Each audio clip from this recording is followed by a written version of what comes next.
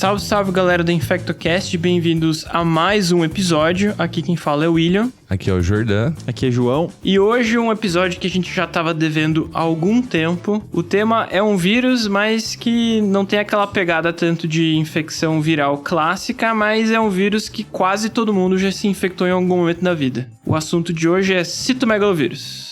Exatamente, esse é um tema extremamente extenso, né, que conversa aí com várias outras especialidades, né, se deparam com isso o tempo todo, desde neonatologistas, pediatras, né, citomegalo, principalmente o início, a descoberta foi através das infecções congênitas e tudo mais, até o médico generalista do pronto-socorro, que eventualmente atende uma monolike, que pode ser um citomegalo, até médicos oncologistas, hematologistas, nefrologistas, pneumologistas que lidam com isso, com transplante, então é um tema muito extenso. Exatamente, e o nosso foco hoje vai ser citomegalovírus em adulto e a gente vai fazer um pegado geral básico, então bora lá. Isso, a ideia é falar das características gerais do vírus e falar mais de imunocompetente, assim, um ponto de vista geral.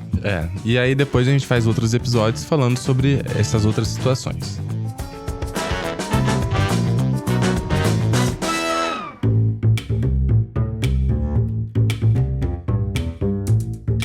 Então vamos começar com qual é esse tipo de vírus, que família ele pertence, e começamos por aí. Acho que o primeiro ponto dizer que é um vírus da família do herpes, um dos parentes, né, da família herpes vírus, e que tem aquela característica de ficar com a gente o resto da vida, né? Então é bem comum que a gente pegue essa infecção na infância e ele tem essa característica de colocar, né, como os herpes vírus, né, de inserir o seu DNA e ficar guardadão com a gente o resto da vida. Então é muito comum que a gente não morra de CMV, mas morra com o CMV. E a soroprevalência realmente ela varia muito entre os diversos países, mas é extremamente alta no Brasil. Eu não lembro agora, os últimos dados que eu vi, chegava em alguns estados a quase 100% de soropositividade em pessoas que doam sangue ou doam medula. Realmente era extremamente alta a soroprevalência, então quase todo mundo vai ter contato com ele. E é aquele vírus tipo herpes, vai ficar guardado com você até que alguma coisa aconteça. Uma parte das pessoas vai ter sintomas na primeira infecção. Talvez seja essa uma das outras questões. E a outra coisa que a gente falou aqui é que existe a infecção congênita também. Então vamos um pouquinho de cada uma delas. Tá, então é um vírus da família herpes, né, de DNA. É o maior vírus da família herpes. Ele é grandão, né? Ele é mesmo. Gigantesco.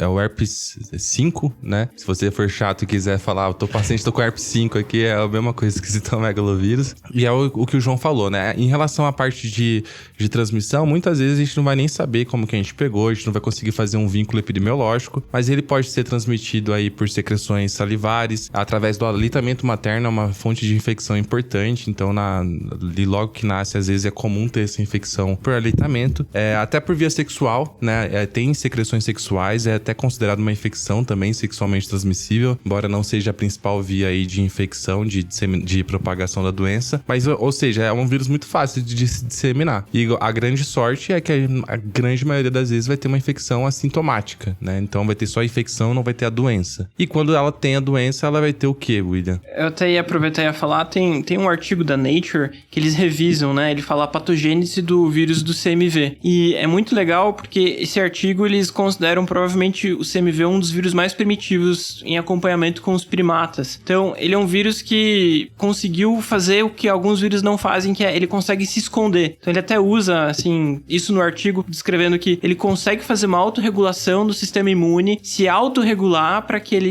infecte, mas não fique escondido, fique quietinho. Então, quando o João tava falando da soroprevalência, né, no Brasil isso de fato gera em torno de 90% a 100%, é porque ele consegue lá ficar quietinho, se transmite essa infecção, e na grande maioria das pessoas essa infecção não vai causar maiores problemas. Como o Jordan já falou aqui, a gente não vai mencionar em específico as infecções congênitas, isso é um capítulo à parte, né, gestante e infecção congênita, isso dá uma baita discussão. O nosso enfoque aqui vai ser preparar o terreno para a gente entender o CMV no adulto de uma forma geral. Infecções pelo CMV, como qualquer vírus, praticamente todos os sintomas possíveis virais. Num primeiro momento, quando a gente tem uma infecção viral, você vai ter uma síndrome monolike, né? Febre, coriza, pode ter sintomas respiratórios. De uma forma geral, a grande maioria das pessoas, quando pega CMV em algum momento da vida, vai pegar e não vai nem saber que é o CMV, né? O citomegalovírus. Isso. E aí, isso é interessante, porque muita gente é assintomática.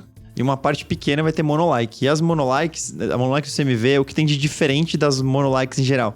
Do que pelo EBV, que é o clássico. Que por sinal é um vírus bem parecido, né? Se for parar pra pensar, Epstein-Barr e CMV tem muito a ver. A questão é que o EBV costuma ter aquela mono mais típica com os linfonodos, com hepatospleno, quase sempre tem a linfocitose atípica, com os linfócitos anormais ali, que a gente consegue ver em porcentagem grande. Bom, enfim, é o classicão. A mono do CMV tá menos associada com os sintomas clássicos, é mais febre, transaminases tocadas e tem menos comumente esses sintomas. Pode ter gânglio? Pode, mas tem menos. O que às vezes tem alguns estudos um pouco mais de lesões orais, mais de ferida na boca e tal. Mas fora isso, ela é menos comum ter hepatospleno, menos comum ter aquele baita linfocitose, e ela pode se apresentar como FOI, só febre de origem terminada, e com transaminases tocadas, imunocompetentes. Então, é bem difícil diagnosticar às vezes. E tem algumas febres, algumas FOIs por CMV que duram 6, 8 semanas. A gente às vezes tem uns casinhos assim que você pega uma pessoa investigando FOI, aí você faz sorologia, IgM para citomegaly, e realmente é uma febre que dura um tempão. Geralmente esses pacientes não precisam de tratamento, e é curioso porque a célula-alvo é o linfócito, principalmente B, e tem uma proliferação anormal muito grande deles. Então, por isso que a gente tem aquele monte de gânglio e tal em alguns pacientes, mas, como eu falei, o CMV menos do que no EBV. Então, um pouquinho assim, uma monolike mais suave, a gente costuma ver. E não é comum, pode ter aquelas complicações de todas as infecções virais, meio autoimunes e complicações inesperadas. Existe neurite ótica, existe meningite viral, existe tudo isso. Sempre vai rolar um Guillain-Barrézinho. Existe alguma coisa assim, mas não que o CMV seja tão peculiar de ser assim, só ele que faz esse tipo de coisa, né? Mas ele tem essas manifestações anormais de autoimunes depois, 2, 3 semanas depois, como todos os vírus que dão muita proliferação de linfócito aí. Então ele vai ser um cara que é mais fácil você descobrir que pegou, em geral. E quem tiver sintoma, mais a síndrome monolike, alguns FOI, e ela é menos, né, mononucleose típica de EBV, ela é mais suave as manifestações. Acho que é isso que é o diferencial. E é muito transmissível, a gente tava falando aqui sobre, é muito fácil passar CMV de uma pessoa para outra, né, é altamente contagiosa, assim, muito fácil de passar. E além disso, de toda a clínica, né, tem toda uma discussão e um papel na modulação inflamatória e na própria imunidade da pessoa, né, parece que até uma infecção crônica aí pelo citomegalo pode ter um papel aí na imunossenescência. Tem alguns estudos que falam que pode ter um papel até em aterosclerose também, né? Por uma inflamação crônica. E a gente vai ver, quando a gente falar sobre imunossuprimido, que é muito comum ter essa associação de quando o paciente está mais imunossuprimido, ele vai ter uma maior chance de reativar desse vírus reaparecer, podendo causar alguma doença. E às vezes acontece ao contrário. Às vezes a simples reativação do CMV pode ter um papel na queda da imunidade do paciente. Então, ele pode ser causa e ele pode ser consequência dessa aí deficiência de imunidade. E no paciente imunocompetente, jovem, que na maioria das vezes a infecção aguda vai acontecer em crianças ou adultos jovens, a prima infecção, como a gente disse, é tão leve a infecção, geralmente é raro as complicações, e por isso a gente não trata, né, com um antiviral específico. Qual que é o grande problema aí do CMV? Que os tratamentos são sempre acompanhados de diversos efeitos adversos. Né? Então, assim, o ganciclovir, que a gente sabe que é o padrão aí, o valganciclovir, que são os que mais tem estudo, tem um efeito colateral que é gravíssimo, que é a mielotoxicidade. Então, você indicar um tratamento para um paciente que tem uma baixíssima chance de complicação, podendo causar um maior risco, um maior efeito colateral da medicação do que pela própria doença, a gente não trata. Né? E é isso, nos outros casos, a gente vai discutir que é diferente.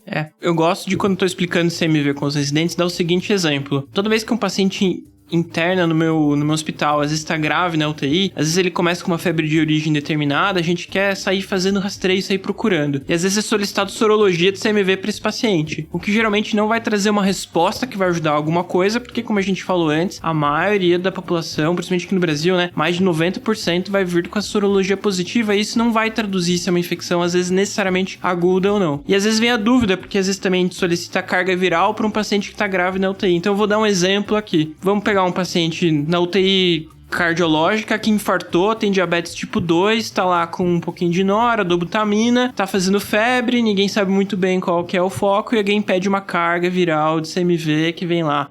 Eu gosto do exemplo, 1999. E aí, precisa tratar ou não, né? Eu sempre faço essa pergunta. Esse é um paciente, assim, a gente até pode discutir talvez algum grau de imunossupressão num diabético tipo 2, mas ele não é um imunossuprimido grave, que faz uso de grandes doses de corticoide, de quimioterapia, paciente que passou por grandes períodos de neutropenia. Ele é um paciente paciente grave em UTI, mas não é um paciente com histórico de imunossupressão longa. Existem alguns estudos, principalmente os japoneses, fizeram já alguns trials que eles pegavam os pacientes graves em UTI, que tinham carga viral positiva para CMV, tratavam metade, outra metade não tratava. E qualquer desfecho não tinha desfecho. Então a primeira dica que eu vou dar aqui quando a gente vai discutir CMV é: quase todo mundo já pegou CMV um dia na vida. Se você não sabe o desfecho, não peça, não saia procurando CMV no seu paciente. Acho que você falou interessante, porque os vírus da família do herpes têm essa característica de reativação em níveis variados de imunossupressão. Não necessariamente uma carga viral de um vírus desse da família do herpes vai significar doença por ele. Acho que esse é o grande ponto. Então, você quanto mais... Os métodos de CMV diagnóstico, a gente falava aqui, sorologia, GMGG, beleza. Avidez de GG vai ser útil já lá na gravidez, aquela coisa toda. Todas essas coisas que a gente fala básicas, a sorologia vale. E vale, agora a gente faz muito carga viral. Já teve um tempo que a gente fazia um negócio chamado antigenemia, que é literalmente olhar um neutrófilo e fazer uma coloração. Você marcava ele, marcava o antígeno do CMV no neutrófilo e contava quantos tinham, né? Como uma medida, um surrogate, um submarcador do que seria a carga viral, uma correlação. E aí hoje a gente tem carga viral. Então PCR mesmo, RT-PCR, a gente faz uma carga viral muito rápido. O cutoff, o Will tava falando do 1999, ele foi diminuindo com o tempo. O exame foi ficando melhor, igual pro HIV. A gente conseguiu pegar cada vez menos cópias de CMV. Então hoje tem exames que o corte é tipo 28 cópias, 40 cópias, que é uma coisa que seria considerada indetectável por muitos anos. De tudo que se estudou de CMV, sei lá, 200 cópias seria indetectável, entendeu?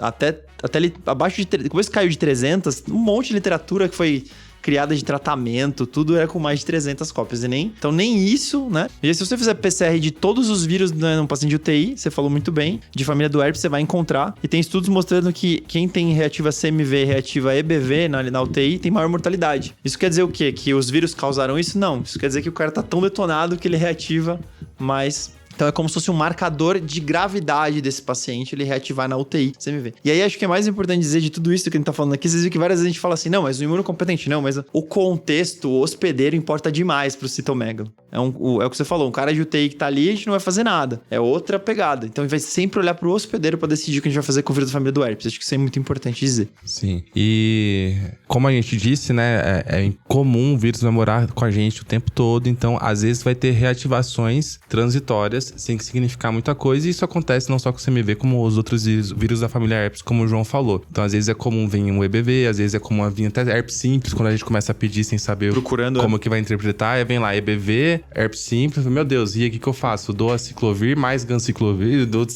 então assim, é muito difícil interpretar isso, e só pra vocês terem uma ideia, o tema que a gente mais estuda, valor de corte, para quando a gente deve tratar preemptivamente o CMV, é para transplante de células tronco hematopoéticas e para transplante de órgão sólido. Até para essa população, que é a que mais estudada, a gente já tem tanta dificuldade em estabelecer um ponto de corte. Imagina para um paciente qualquer que chegou da rua, teve uma pneumonia grave, tá lá na UTI, você pede e vem lá 50 cópias de CMV positivo, e é comum muita gente tratar. Então, com esse avanço, esse é um dos grandes problemas do avanço da infectologia. É muito bom a existência da biologia molecular, tá auxiliando muito a gente fazer diagnóstico. Muitas vezes a gente tratava coisas que a gente não sabia, não fazia ideia, mas hoje em dia a gente identifica muita coisa que o mais difícil é saber quando não tratar. Então um exemplo clássico aí que tem é lavado broncoalveolar. Cara, é muito comum sair pedindo PCR de tudo, de herpes vem positivo, de CMV vem positivo. Aí o paciente tem um vidro fosco lá por conta de Covid, aí veio um corte ali assim, um baixinho de CMV, aí o paciente tá retratando com Remdesivir mais ganciclovir, não faz muito sentido assim, né? A gente não tem estudo que avalia o corte de CMV para lavado broncoalveolar, por exemplo. E a gente também entra no seguinte problema, que dependendo do laboratório, o número de corte pode variar. Então, igual eu falei antes... não é o mesmo teste. Exato, não é o mesmo teste. Então, às vezes, o que num protocolo de um hospital é uma coisa, às vezes em outro hospital é outra. E eu usei aquele valor, né, 1999, meio cabalístico, justamente porque, assim, não tem nada a ver esse número, né? É um número X, a gente não sabe, não tem... É um valor quantificado para você usar de corte de algo absoluto, de forma absoluta. Então, de novo, como sempre, doença vai ser para quem pode, a gente vai ter que olhar o hospedeiro. Aqui nós estamos falando justamente dessa correlação, né? O imunocompetente na UTI, muito provavelmente você não vai tratar os pacientes só baseado, então, não vai tratar ele só baseado no teste. Acho que isso é importante dizer. Então, em muitas situações, a correlação entre doença por aquele vírus e a carga viral não vai ser direta. Acho que isso é uma coisa importante dizer. Às vezes a carga viral tá super alta, o cara não tá doente, às vezes não tem carga viral, mas ele tem um vírus causando uma infecção num determinado órgão que só vai ser encontrado procurando naquele órgão, por exemplo. Então, o CMV tem muito isso. Às vezes aquela carga viral que está detectável no exame não traduz doença, traduz apenas viremia. Costumo falar isso.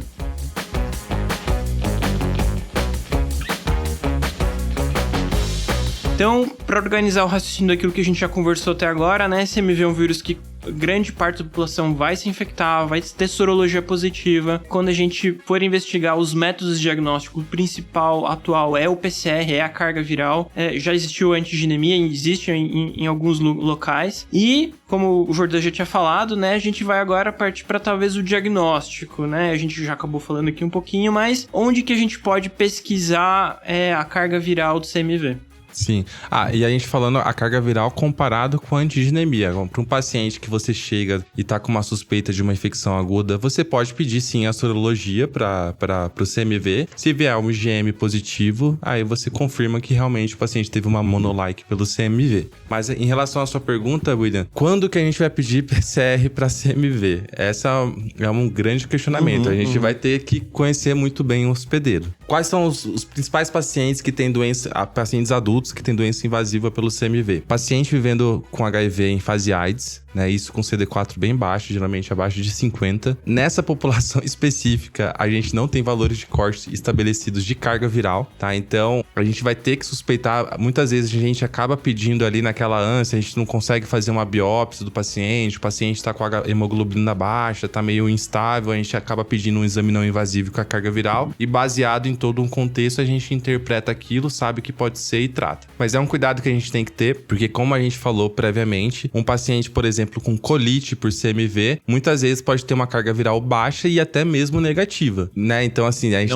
não deixa doença pelo CMV, sem viremia. Doença pelo CMV. Então, a gente entra aqui numa coisa que é muito peculiar do CMV, que eu posso ter uma úlcera no intestino por CMV sangrando, causando doença ativa, dosar o PCR no sangue, né, do PCR sérico, e a carga vem baixa. E às vezes o contrário, PCR vem alto no sangue e o paciente tá completamente assintomático. E o HIV é especial, porque as duas doenças clássicas do HIV, que é retinite e colite, não tem relação com a carga viral. Bem claramente não tem relação. Então o cara, assim, tanto que os exames vai estar assim, como é que eu rastreio o CMV? Fundo de olho. Você vai ver que não vai estar escrito lá, rastreia com carga viral. Então acho que isso é interessante você pensar que é bem este hospedeiro com o CMV funciona desse jeito. Então o HIV é retinite e colite. Geralmente o rastreio, não se faz rastreio de colite, não se faz colonoscopia, endoscopia de rotina de rastreio por conta do CMV.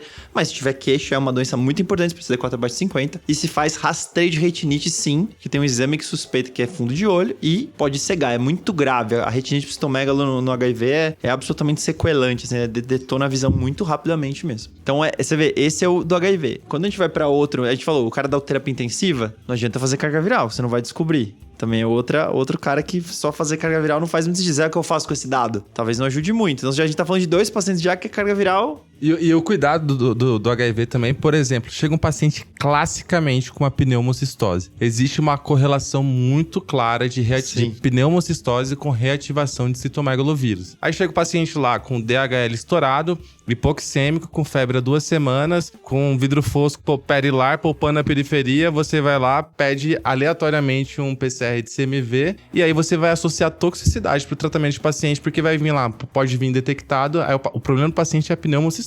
E, então, o CMV ele pode até te atrapalhar, você achar que aquela pneumonia é uma pneumonia pelo CMV, e pode também causar efeito colateral de você não tratar, enfim, você associa esse efeito adverso. Que é muito comum. Se chegar num paciente HIV, você trata ele com um montão de coisa. Super difícil. Medula tá ruim, já é meio doente por causa do HIV. Uma situação complexa de ganciclovir, que é super tóxico. Então, realmente... Então, no paciente com HIV, resumindo, o PCR de CMV vai ter um papel meio limitado. A gente vai ter que saber também interpretar, saber que não tem um valor de corte, tentar avaliar o paciente como um contexto geral, não se der satisfeito por um PCR negativo em um paciente com quadro de colite, com sangramento. Também não achar que um PCR positivo no paciente com quadro de pneumocistose tenha. Então, assim, quase nunca a gente vai pedir PCR. Talvez ele seja, assim, um marcador de imunossupressão. Exato. E tem algumas correlações, né? E aí, então, de novo, o hospedeiro importa muito em como eu vou pensar sobre o citomegalo. Acho que esse é o grande negócio. E a gente vai falar mais do imunossuprimido num outro episódio. E um outro contexto que pede PCR de CMV, que a gente vai falar no outro episódio, aí sim é o que mais tem estudo, é para pacientes que foram submetidos a transplante de órgão sólido e transplante de células-tronco hematopoéticas. Então, do transplante de medula, né, resumindo aqui, para não ter que falar transplante de células-tronco toda hora, a gente se preocupa com transplante halogênico, né? Então, por que isso é importante a gente saber. O problema do CMV é com quem tem deficiência de linfócito T, principalmente. Então, a gente não tem que se preocupar com uma neutropenia febril no paciente que tem leucemia mieloide aguda, que tem só deficiência ali de imunidade inata, ali assim, de neutrófilo, porque o problema dele não é deficiência de imunidade celular. No transplante autólogo também, o paciente vai ter aquela neutropenia breve, ele vai ter problema também do mesmo jeito, só com deficiência de imunidade inata, mas não vai ter problema de imunidade celular. Então, a gente se preocupa com o paciente que tem HIV, transplante halogênico e transplante de órgão sólido por conta da deficiência de imunidade celular. Aí, nesses 2 pacientes, a gente vai ver as estratégias aí de diagnóstico, de tratamento, de terapia preemptiva num próximo episódio.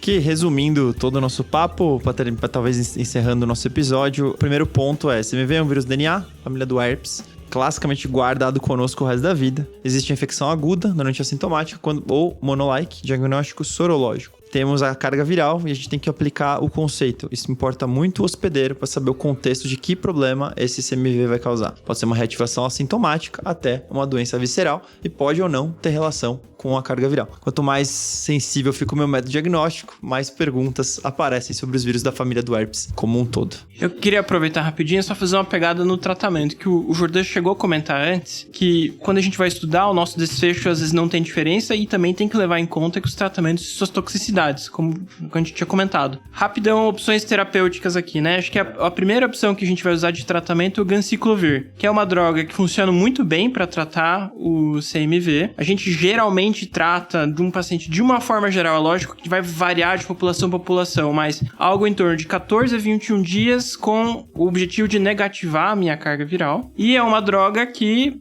tem seus problemas, né? Ela pode ser, geralmente, o principal problema, mielotóxica, mas também pode ser nefrotóxica. Infelizmente só tem EV, né? O ganciclovir. Não, assim, corrigindo, a dispensação mais fácil, a melhor de conseguir é EV. O Valganciclovir, que é a versão oral, que é a prodroga, também a gente tem problema com custo de disponibilidade mesmo. Uma droga que não está facilmente disponível no Brasil e tem um custo bem elevado. Aí tem várias importações, formas de conseguir essa droga, mas está em discussão de padronizá-la agora, mais recentemente. Tomara que a gente consiga. Mas é a mesma ideia, só que versão oral. É a prodroga do ganciclovir. As toxicidades são as mesmas. Igual, exato. Não tem menor toxicidade ou vantagem, só é via oral e é mesmo contexto. As outras drogas, como o Will falou, o grande problema do CMV é que todas as drogas são tóxicas. Se fossem tranquilas, a outra droga que a gente tem é o Foscarnet, que é uma droga também muito tóxica, muito nefrotóxica. Até brinco com os fellows lá. Já usou com Foscarnet? Não? Vai usar? Vai aprender a repor potássio, vai repor magnésio, vai repor cálcio de todos os pacientes, fósforo de todos os pacientes. Que é uma droga muito, tá muita alteração tubular. Se não tiver com essa disfunção tubular, não tá recebendo a droga. Parece que não. É impressionante. E também aumenta a temperatura. Então dá febre na hora da infusão. Já vimos algumas vezes. É uma droga bem complicada. E outra droga que também geralmente se consegue por importação no Brasil. Também é bem cara e é de um acesso mais difícil. Então você vê que aqui a gente fala assim, nossa, 2 drogas de tratamento, as duas têm muitos problemas? Sim. Acho que esse é o ponto, assim, comum ao citomégalos, são essas 2 drogas mais, assim, o backbone são essas 2 drogas, né? O Ganvalgan, a gente sempre trata meio junto os dois, né? E Foscarnet ou Foscavir são as drogas que são muito tóxicas, ruins de lidar, não é fácil. E aí a gente tem outras drogas aí no arsenal, que também a gente tem um acesso difícil pelo preço, né, que tá se padronizando agora. A gente tem o Letermovir, que é uma droga que a gente utiliza para profilaxia, a gente não utiliza para tratamento, porque tem uma baixa barreira genética. Então, nesses pacientes que a gente vai discutir no próximo episódio, é mais uma droga aí que tá no nosso arsenal terapêutico. E a gente também tem o Maribavir, que a gente é uma opção oral, que aí, pensando em toxicidades, é algo um pouco mais tranquilo, não tem nefrotoxicidade, não é mielotóxico. A gente reserva para os quadros de resistência ou então até para intolerância também a gente pode utilizar, só que é uma medicação muito pouco acessível. Então, assim, na prática, tá novidade é rara, eu usei pouquíssimas vezes, assim, num programa de acesso expandido na época ali, assim, né? Acho que a última droga que sobrou, que a gente não mencionou, mas que também é muito nefrotóxica, Cidofovir. que também vai ser uma opção, assim, de guerra que você só vai usar quando você estiver desesperado, que você vai ter algum grau de resistência do CMV. Tem ação, mas nossa, né? Eu nunca... também nunca usei pra Citomegalo. Raramente se usa só situações muito específicas. Quando a gente tiver resistência... E resistência também é raro, né? Não é comum a gente encontrar. Também é difícil estudar. É difícil você conseguir ter um laboratório que vai conseguir fazer essa genotipagem. Então é um assunto bem complexo. Mas que eu acho que, assim, de uma forma geral, acho que a gente poderia já começar a resumir aqui CMV. Eu gosto sempre de falar, quando você vai estudar citomegalovírus CMV, você não estuda o vírus. Você estuda a população com aquela infecção. Então, você estuda CMV em transplantado renal, CMV em transplante pulmonar, CMV em transplante de células-tronco, CMV na gestação, CMV no paciente HIV. Então, assim, esse pegado geral aqui foi para tentar, talvez, clarear a mente de muita gente que às vezes nunca estudou direito CMV e confundem essas questões. Eu até esqueci de falar, mas na doença inflamatória intestinal também, né? Parece que o próprio CMV pode estar relacionado com o flare da doença, a ativação. Então, às vezes, o paciente, pessoal aí da gastro, que tem mais experiência com isso, às vezes aquela doença de Crohn que tá refratária, já tá com corticóide, tudo não melhora. Às vezes, o CMV pode ter um papel nessa imunomodulação da doença inflamatória intestinal. Mas é isso, é só esse adendo a mais que a gente esqueceu de falar. Com certeza a gente vai conseguir achar o CMV envolvido em um monte de outros efeitos indiretos aí, que realmente é bem interessante esse assunto também. Mas é isso, pessoal. É isso, pessoal. Abraço e até o próximo episódio. Valeu. Falou.